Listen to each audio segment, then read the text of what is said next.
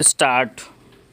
सभापति महोदय, मैं निवेदन करना चाहता हूं कि सबसे बड़ी आवश्यकता इस बात की है कि इन बैंकों में इन नौकरशाहों को न रखकर उनके संचालन के लिए ऐसे लोगों को रखा जाना चाहिए जिनका बैंकों के राष्ट्रीयकरण में पूर्ण विश्वास हो, क्योंकि किसी संस्था में जब उस संस्था को चलाने वाले लोग ऐसे नहीं होते जो संस्था के कार्यक्रम में विश्वास रखते हों, तब तक यह संस्था कभी सफल नहीं हो सकती।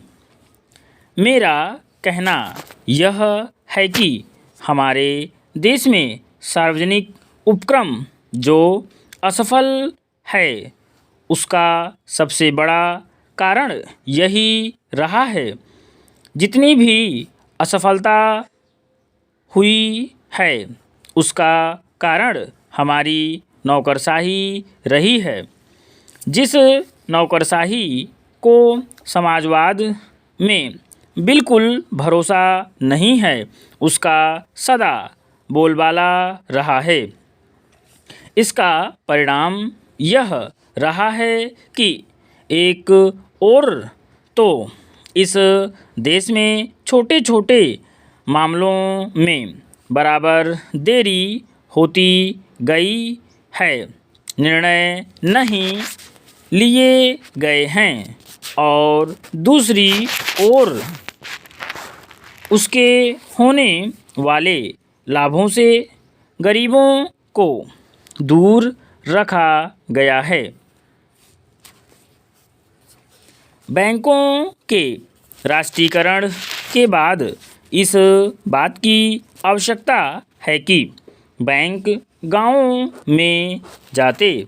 आज तो बैंक एक तरह से शहरों के एकाधिकार हो गए हैं, जिसके कारण वहीं पर सारे उद्योग पनपते जा रहे हैं।